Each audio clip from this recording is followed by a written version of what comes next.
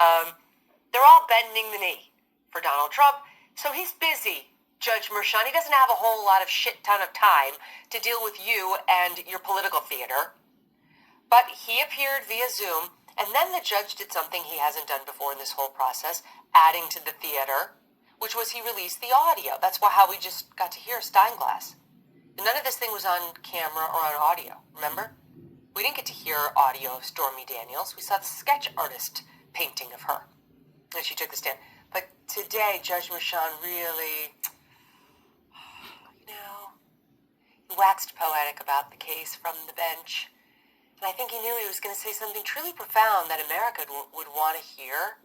And maybe they'd want to hear Steinglass talk about what a shit Trump is and what a really important case this was and how poorly the justice system has been treated by Trump. So they released the audio. Meantime, that included the audio of Donald Trump, who was participating in the whole thing from Florida, where he said that he is completely innocent and that this case was a political witch hunt from the start. Watch. It's been a political witch hunt. It was done to damage my reputation so that I'd lose the election, and obviously that didn't work. I'm totally innocent. I did nothing wrong. They talked about business records, and the business records were extremely accurately counted. I had nothing to do with them. That was done by an accountant. This has been a weaponization of government. They call it lawfare. Never happened to any extent like this, but never happened in our country before. And I'd just like to explain that I was treated very, very unfairly.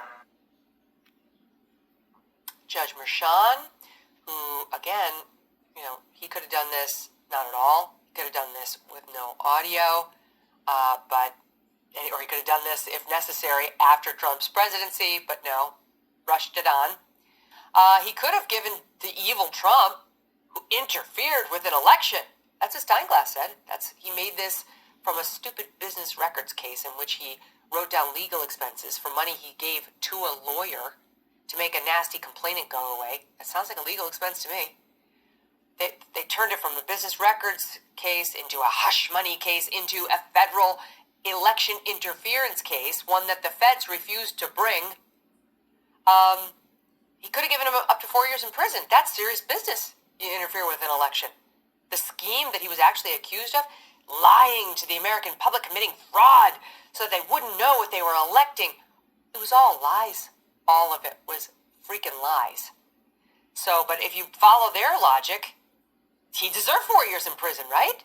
So why did we have a DA go in there and say, I consent that there should be no prison time? Because they had to.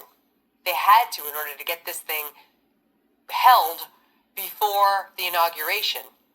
Because they knew Trump would appeal it. And one of the reasons the Supreme Court said, we're not going to hear this right now, we're kind of not interested. Trump can take this case up on appeal. By the way, it's going to be reversed. They didn't say that, but I'm sure it will be.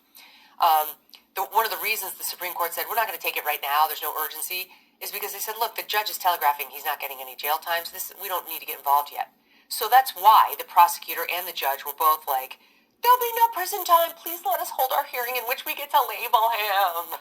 We want the big CF label. Don't interfere.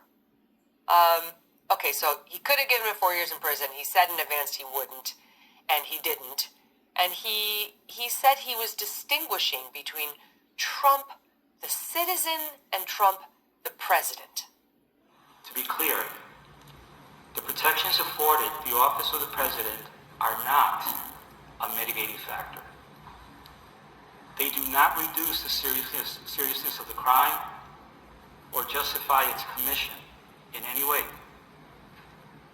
The protections are, however, a legal mandate, which, pursuant to the rule of law, this court must respect and follow. This court has determined that the only lawful sentence that permits entry of a judgment of conviction without encroaching upon the highest office in the land is an unconditional discharge, which the New York State Legislature has determined is a lawful and permissible sentence for the crime of falsifying business records in the first degree. Therefore, at this time, I impose that sentence to cover all 34 counts Godspeed as you assume your second term in office. Oh, please. Fuck you. Sorry. Give me a break. I wish you Godspeed. Bullshit. This is such a farce.